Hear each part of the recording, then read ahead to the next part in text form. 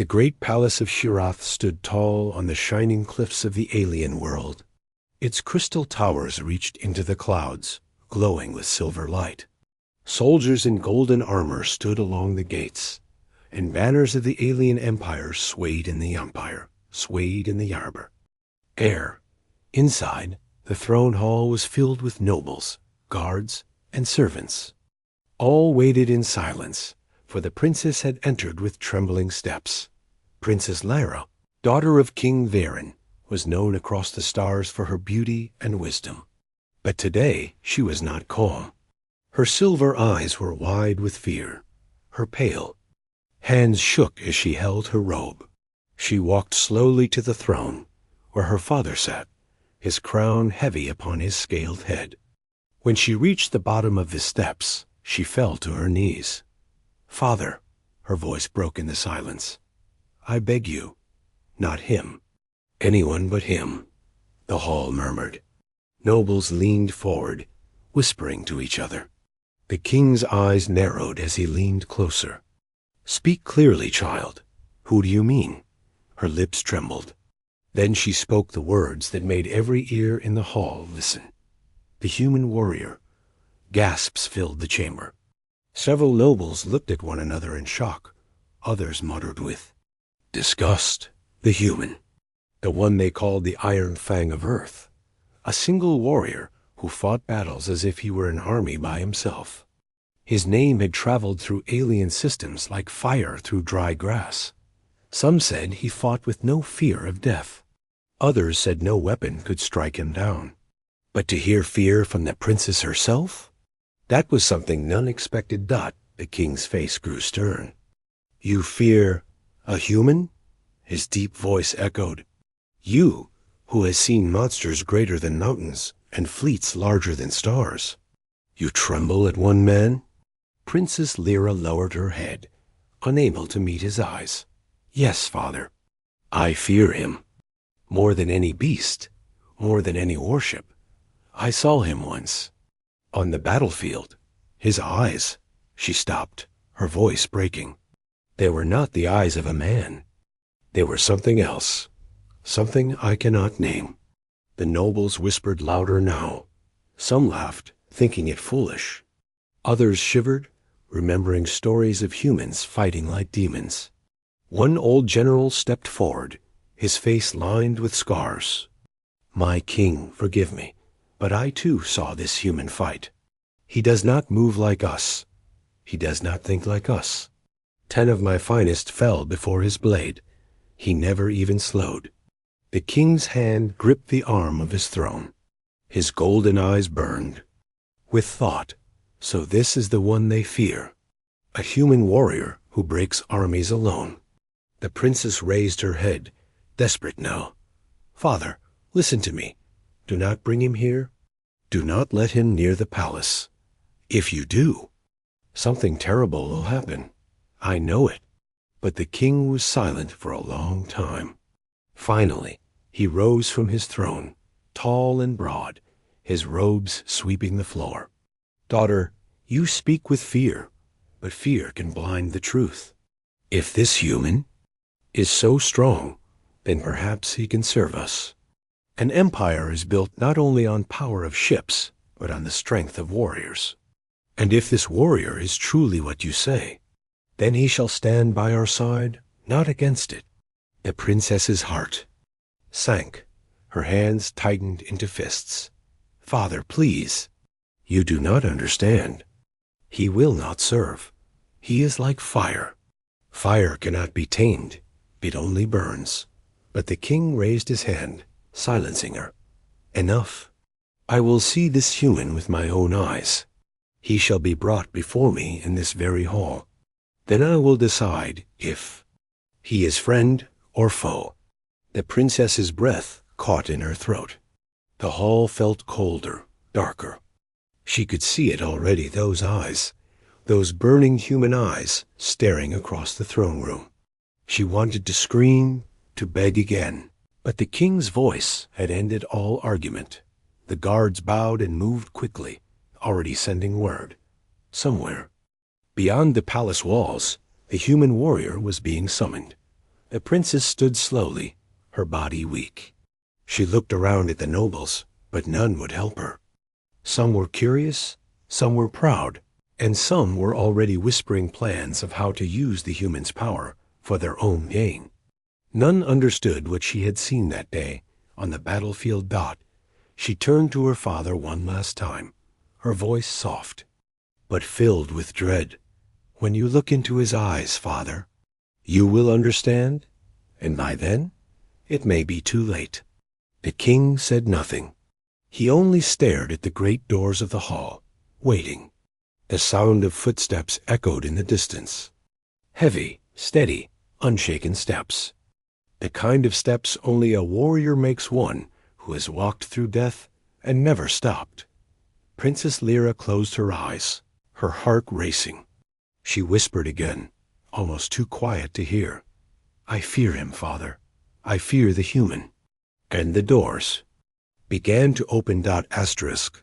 The great doors of the throne hall groaned open. A heavy silence fell as all eyes turned to see the one who entered. The sound of footsteps echoed against the crystal walls, steady and calm, as if the one walking feared nothing in this palace of thousands. A man stepped forward. A human. He was tall, broad of shoulder, dressed not in royal robes, but in battle-worn armor, scratched and burned from many fights. Across his back rested a long blade, its black edge catching the silver light of the hall. His hair was dark, his skin rough, and his face bore a scar that cut across one eye. But it was not his scar that made the hall shiver. It was his eyes, cold, sharp, as if they could cut deeper than any sword. The alien nobles leaned away as he passed. Some whispered, some sneered, but none dared block his path. The air itself seemed heavier where he walked, like the shadow of death followed him inside. Princess Lyra's breath caught in her throat. The same eyes, the same cold gaze she had seen once before on the battlefield. She felt her knees weaken, her hands tighten against her robe. Her father, the king, did not move. He only watched the man draw closer. When the human reached the throne steps, he stopped. His boots struck the floor with a final sound, and then he lifted his head. His eyes met the king's. The silence of the hall grew so deep it was almost painful. The king spoke first. "So, you are the human warrior." The man did not bow. He did not kneel. He only answered in a calm, low voice, "I am." A ripple of shock ran through the nobles. No one stood before King Baron without bending the knee. Yet this human stood tall, his back unbroken. The king's golden eyes narrowed. "They say you are strong. They say you are fearless, that you fight like a storm that does not end. Tell me, are these things true?" The human's lips curved in the faintest smile.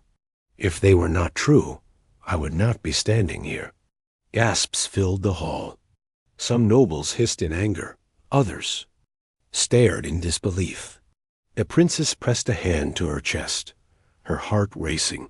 She wanted to cry out, to warn her father again, but her voice would not leave her lips.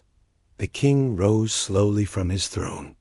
His robe flowed like fire around him as he descended the steps. He stood before the human, taller, broader, a king whose power stretched across systems. Yet the human did not flinch. "You speak boldly," the king said, "but words are wind. Power must be proven." He raised his hand. At once, a horn sounded through the palace. Guards marched forward, their armor clashing, and the nobles leaned forward in excitement. They knew what was coming. "The trial of strength," whispered one general. "He will face the arena." The king's voice boomed. "If you wish to stand in my court, you will fight. Not against one, but against many. You will show me if you are truly worthy, or die here in the dust." The human's eyes did not change. He gave a small nod. "Then bring them." The nobles erupted in noise. Some laughed, some cheered. Others shook their heads. The arena of Shirath had taken the lives of countless warriors. No outsider had ever left it alive. Princess Lyra gripped the rail of the throne platform. Her voice finally escaped in a whisper. "No, father, no. You do not understand." But the king had already raised his hand, signaling the guards. The human was surrounded, yet he showed no fear. His steps were calm as they led him out of the hall, toward the gates of the arena. The nobles hurried after, eager to see blood. The great hall emptied quickly, voices filling the palace like a storm. But the princess stood frozen, her body trembling. She could not move. She could not think. She could only see those eyes again, cold, merciless, endless. Her maid touched her arm. "Princess, come. The king commands us to witness the trial." Lyra shook her head. "You do not understand. The trial is not his test. It is ours. We will see not if he can survive, but if we can survive him." Her words made the maid pale.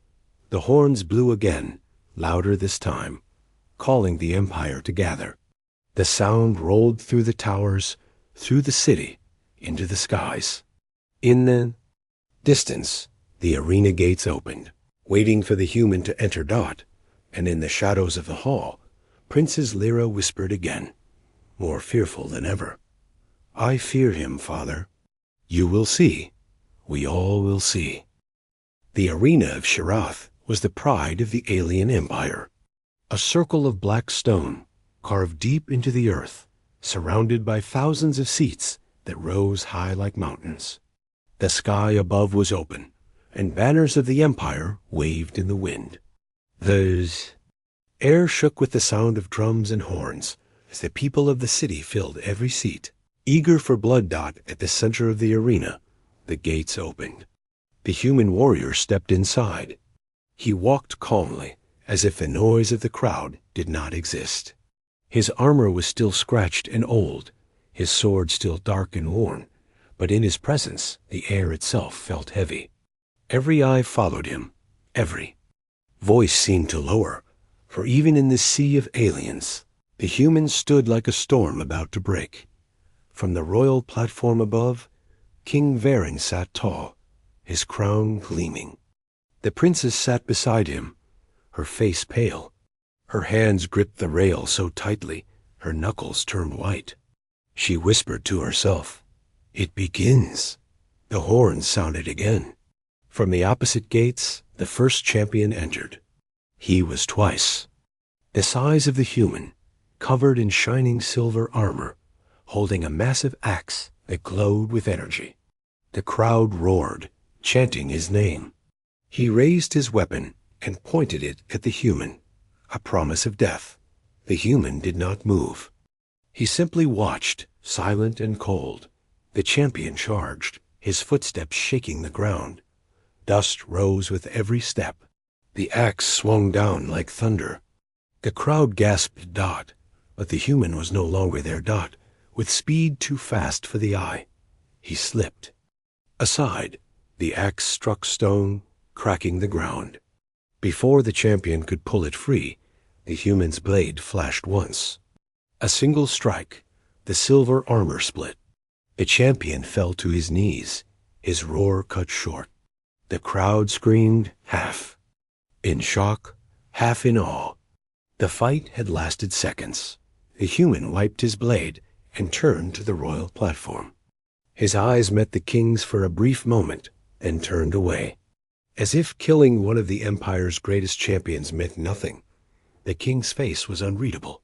The princess's fear deepened. The gates opened again. This time, 3 champions entered together. A beast with 4 arms, a warrior with twin blades, and a giant with a hammer that glowed with red fire.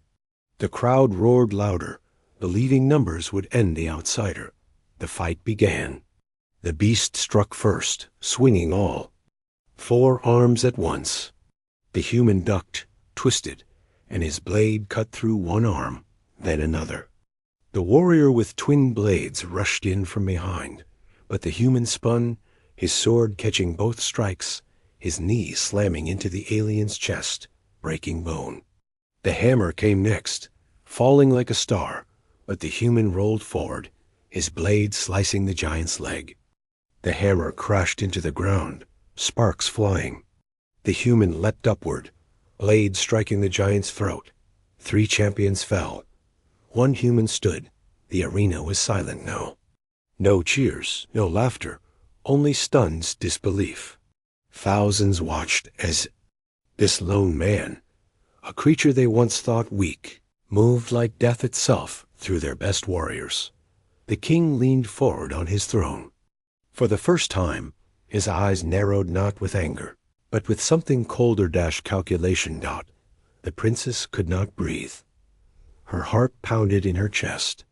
She remembered that day on the battlefield, the same speed, the same cold precision. She whispered, "I warned you, father." The gates opened once more. This time, 5 champions entered at once, armored and armed with weapons from across the stars. The crowd found its voice again, shouting for blood, desperate to believe. The outsider would fall. The battle raged longer this time. Blades clashed, spears flew, and energy whips cracked through the air. But the human was everywhere at once. He struck with speed, his sword a blur, his movements impossible to predict. He did not fight with anger, nor with joy. He fought with silence, with precision, as if every strike had been decided before the battle even began. One by one, the champions fell. Blood stained the sand. The crowd grew silent again, and then it was over. The human stood alone, breathing calmly, his sword dripping red. Around him lay the bodies of warriors who had once been the pride of the empire. The silence in the arena was so deep, the sound of his footsteps as he walked back to the center could be heard clearly by all. He looked up at the royal platform again. His eyes found the king, and this time he spoke. "Is this your test?" If so, it was not enough. The crowd gasped. The arrogance, the boldness, it was unthinkable. Yet none could deny the truth of his words. The king rose from his throne, his face still calm, but his fists clenched. The princess felt her stomach twist with dread. She knew it now, with absolute certainty. This man was not a warrior to be controlled. He was a storm, and storms never serve, they only destroy. And as the crowd finally began to chant his name, not as an enemy, but as something darker, something to fear, she whispered again, "I fear him, father, and soon you will too." Night fell over the palace of Shirath. The cheers from the arena had faded into the distance, but the sound still echoed in Princess Lyra's mind. The crowd had not feared the human anymore. They had begun to praise him. And that was far more dangerous. She sat in her private chamber, the silver moonlight spilling through the tall crystal windows. Her maid, a loyal servant since childhood, stood nearby, pouring a cup of glowing blue wine. But the princess's hands shook too much to lift it. Her heart still raced, her mind replaying every moment from the arena. The way he moved, the way he killed, the way he stood alone, calm, unbroken, as if death itself served him. The maid spoke softly, trying to calm her. "Princess, the trial is over. He has proven himself. Perhaps your father is right. Perhaps he can serve the empire." Lyra turned sharply, her eyes wide with fear. "Serve? You saw him. You saw what he did. Do you think such a man serves anyone? He is not a servant. He is not a protector. He is something else." Her voice dropped to a whisper, something that cannot be controlled. The maid lowered her head, uneasy. "Then why, princess? Why do you fear him so deeply? Strong warriors are not rare. We have seen many." Lyra rose from her chair and walked to the window. She looked out at the city lights below, at the streets filled with laughter from those still celebrating the human's victory. Her silver eyes shone in the moonlight. "I saw him once before," she whispered. "Not here. Not in the arena. Long ago, on a battlefield at the edge of our empire." The maid looked up, confused. "You never told me." "I never wanted to remember," Lyra said, her voice shaking. "Our fleet was strong, our warriors many. We marched into human space, thinking them weak, thinking them broken. We thought victory would be easy. And then," she closed her eyes, "and then I saw him." The memory flooded back. Smoke, fire, the screams of soldiers. She had been standing on a command deck, watching the battle below. Among thousands, she had seen one figure. A man, a human, standing in the middle of fire and death. His blade moved like lightning, his body like shadow. No matter how many fell upon him, he never slowed. And then he looked up, across the battlefield. Across the distance, his eyes found hers. "I only saw his eyes for a moment," Lyra whispered, her voice breaking. "But in that moment I felt it. I felt death itself staring at me, as if he had chosen me, even across the stars. As if one day he would come for me." Her hands shook so badly, she clutched the edge of the window for strength. The maid stepped closer, her voice low. "Princess, you speak as if he is not a man." Lyra turned, her face pale. "He is not. He looks human, but no human should move like that. No human should survive like that. Tell me, what kind of man fights alone against armies and walks away without fear? What kind of man makes even kings tremble?" The maid lowered her voice to a whisper. "Then what is he?" Lyra's lips trembled. "I do not know, but he is not ours. He never will be." At that moment, a sound came from the hallway. Heavy footsteps. Calm, steady, the same sound that had filled the throne hall earlier. The princess froze. The maid's face turned pale. The footsteps stopped outside her chamber door. Silence. Then, a shadow moved beneath the crack of the door. Someone was there, watching. Lyra's breath caught. She stepped back, her heart pounding. The maid grabbed her arm. "Stay back, princess." The door did not open. The footsteps did not move away. For a long moment, there was only silence. Then, finally, the sound of boots faded down the hall. Lyra collapsed into her chair, trembling. She knew. She knew who it was. The maid spoke, her voice shaking. "The human, he was here?" The princess whispered, "He is not just a warrior. He is a shadow that follows us. He does not fight only on battlefields. He hunts. He waits." Her eyes lifted toward the dark window, her voice full of dread. "And one day, when he decides, nothing in this palace, nothing in this empire will stop him." The night was short. Before dawn, the palace was shaken by the sound of war horns. From the watchtowers, alarms echoed across the city. Enemy ships had entered orbit, their black shapes blotting out the morning sun. Soldiers rushed to walls. Weapons charged, and civilians ran through the streets in panic. The council gathered around King Viren. Voices clashed in fear. "They come for revenge. They will burn the city. Our defenses will not hold." The king slammed his fist on the table, silencing them all. His golden eyes turned to the human warrior, who stood at the edge of the chamber, silent as stone. "Human," the king said, "you will fight for us now. You will defend my city." The nobles stared, waiting for the human's answer.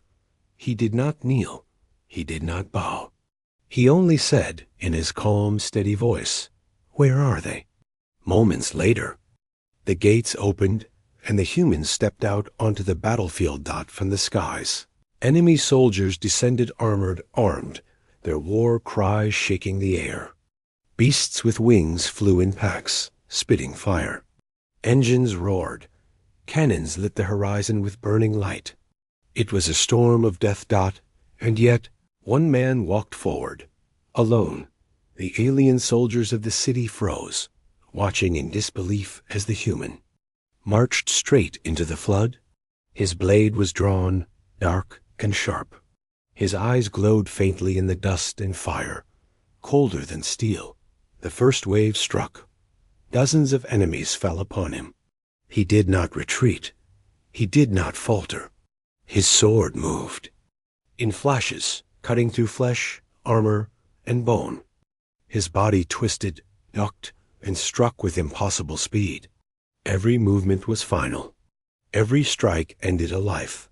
The battlefield slowed around him. To the soldiers watching from the walls, it looked unreal. A single man carving through armies, as if they were shadows. Blood sprayed, smoke rose, and screams filled the air. But the human kept walking forward, leaving only silence behind him. More enemies came, hundreds, then thousands. And still he fought. His blade never stopped. His breath never broke. He was not fighting like a man. He was fighting like something endless. Something that could not be killed. From the royal tower, the princess watched with wide eyes. Her hands covered her mouth. He does not tire. He does not stop. Beside her, the king's face had grown hard. Even he, who feared nothing, now watched with unease. No army should move like this, he whispered. The human reached the beasts. Great winged monsters swooped down, fire pouring from their mouths. The heat burned the sand into glass. The soldiers on the walls screamed, believing no one could survive such flames. But through the fire he walked. His armor burned, his skin blackened, but still he rose, his blade shining through the smoke. With a single strike, he cut through a beast's neck. It fell, shaking the ground. Another dived, and he leapt high, his sword piercing its skull. Flames could not stop him. Fear could not stop him. The enemy army began to break. Soldiers who had come with pride now trembled. Commanders shouted for them to keep fighting, but their voices shook. They had come to destroy a city, and now they faced a nightmare in human flesh. One commander cried out. He is not a man. He is death itself. The enemy began to retreat. Ships turned in the sky, fleeing. Beasts rose, trying to escape the slaughter. And still, the human fought, chasing them into the desert, cutting down those who ran. Hours later, silence returned. The battlefield was a graveyard. The sand was red. The air was thick with smoke. And in the middle of it all, the human stood, his sword dripping, his body covered in blood and ashdot. He lifted his head and looked back at the city walls. His eyes met the king's, even across the great distance. Calm, unbroken, unstoppable. The soldiers on the walls did not cheer. They did not shout victory. They only stared in silence, as if they had witnessed something they could never unsee. Princess whispered, her voice shaking. Do you see now, father? He does not fight for us. He fights because he is who he is. Nothing more, nothing less, and nothing can stop him. The king's jaw tightened. For the first time, true fear flickered. In his golden eyes, the human lowered his sword, turned his back on the dead, and began walking back toward the palace. Not like a servant, not like a protector, but like a storm that had simply passed, and could rise again whenever it wished. And in that moment, all in the city knew this was not a man who could be owned. This was not a warrior who could be. Commanded Dot, this was a force Dot, and it was theirs only for as long as he allowed it. Asterisk. The palace of Shirath was silent when the human returned. No cheers greeted him. No drums of victory sounded. The people lined the streets in silence, watching with wide, fearful eyes as he walked past. His armor was broken, his body burned and bloodied, yet his steps were steady. He looked not like a man returning from battle, but like something eternal, something beyond death. He entered the throne hall. The nobles stood aside, their faces pale. They had once mocked humans as weak, primitive. Now not one dared whisper against him. They stared at him as if he were a shadow walking among them. The princess sat near her father, her hands trembling on her lap. She whispered softly, "Father, do you understand now?" King Varen did not answer. He rose from his throne, his golden robes heavy, his crown gleaming in the torchlight. His voice echoed through the hall. "You fought well, human. You defended my city. You saved my people." The human's eyes lifted, calm, unbroken. His voice was steady. "I did not fight for your people. I fought because it was a battle. That is all." Gasps filled the chamber. The nobles shifted uneasily. The king's eyes narrowed. "Do you dare speak so before me? You think yourself greater than a king?" The human stepped forward, his boots striking the floor with sharp echoes. His words were simple. "I kneel to no king. Not yours, not any." The hall froze. No one dared breathe. The king's face darkened, his voice filled with rage. "Then why are you here? Why fight at all?" The human stopped at the foot of the throne steps. His eyes locked with the king's, cold and endless. Because humans do not kneel, not to kings, not to empires, not even to gods. The words shook the chamber. Some nobles gasped. Others stepped back, as if struck. The princess's breath caught in her throat. She had feared this moment, and now it had come. The king's hand reached for his blade, the ceremonial sword at his throne. His voice thundered. "You speak rebellion in my hall. Shall I cut you down where you stand?" The human did not move. He only raised his head, his eyes burning with something no one could name. Not anger, not pride. Something deeper. "You cannot cut me down," he said, "because I am not yours to cut." The king's hand trembled on his sword. For the first time in his long reign, true hesitation showed in his eyes. The princess stood, her voice breaking the silence. "Father, stop!" Her words echoed through the hall. She turned to the human, her heart racing.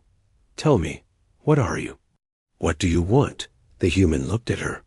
For the first time, his cold eyes softened only slightly. He spoke not with cruelty, but with truth. "I am human. That is enough. And what I want is freedom, for all of us." The hall fell silent. His words were simple, yet they carried the weight of storms. Nobles stared at him as if they had just seen the future. The king lowered his hand from his blade, his voice unsteady now. "If you fight not for me, nor for my empire, then why remain? What will you do?" The human turned, walking slowly toward the great doors. His voice drifted back, steady, final. "I will go where I choose. And when the galaxy remembers this day, they will not remember your throne. They will remember that one human stood against armies and did not kneel." The doors opened, and he stepped into the light. His shadow stretched long across the hall before disappearing beyond the gates. The nobles broke into whispers, fear and awe mixing in their voices. The king sank back into his throne, his golden eyes full of silence. For the first time, his power felt small. The princess stood frozen, her heart heavy. She whispered, almost to herself, "I feared him, father. But now I understand. It is not just him we should fear. It is all of them. It is humanity." And as the sound of the human's footsteps faded into the distance, the palace of Shirath knew a truth that could never be forgotten. Humans did not kneel, not then. Not ever. Asterisk.